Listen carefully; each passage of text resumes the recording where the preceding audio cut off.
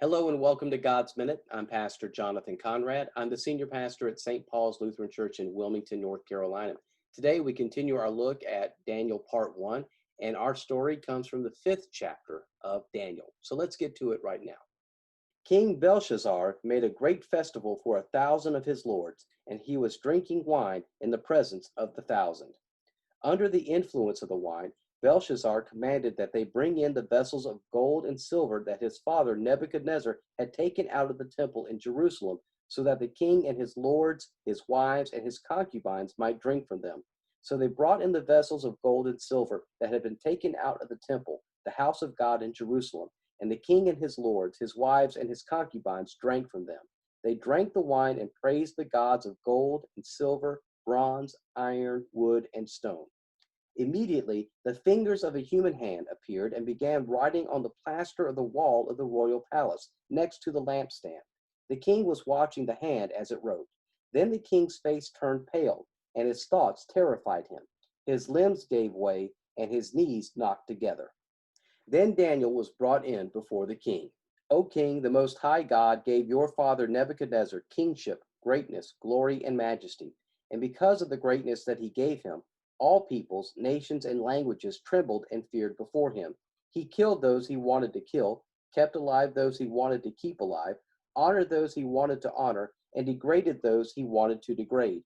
But when his heart was lifted up and his spirit was hardened, so that he acted proudly, he was deposed from his kingly throne, and his glory was stripped from him. He was driven from human society, and his mind was made like that of an animal.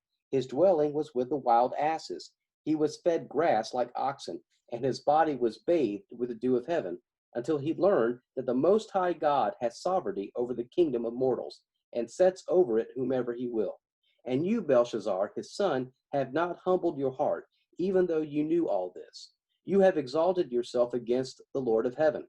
The vessels of his temple have been brought in before you, and you and your lords, your wives, and your concubines have been drinking wine from them.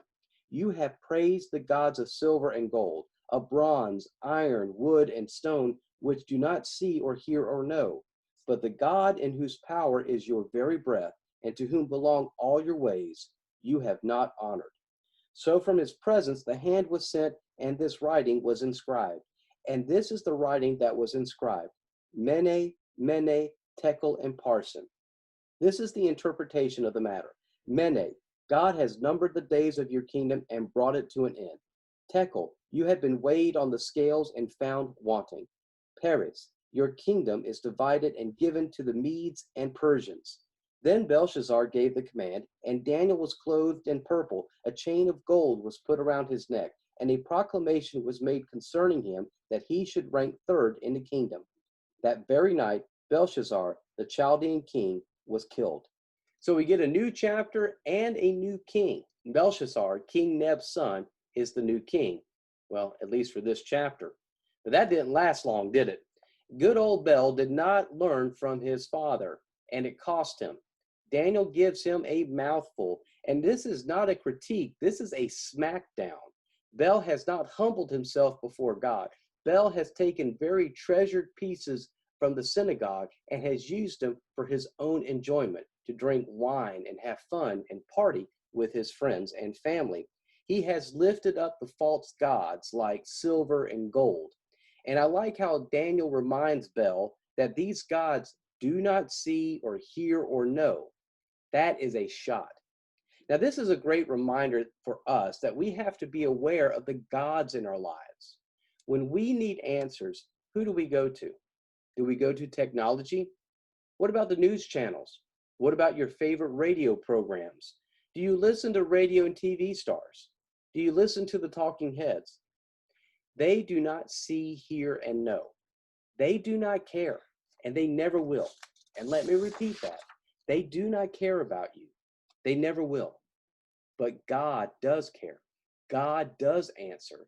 Sometimes those answers are not what we want to hear, like Bel today, but God does answer. We just need to pay attention. So pay attention to who your heart seeks, and pay attention to where your ears listen for their good news. And make sure you give the God with the capital G your full attention, today and always. Thank you for listening. I will see you tomorrow for a special Saturday edition of God's Minute. Until then, take care and God bless.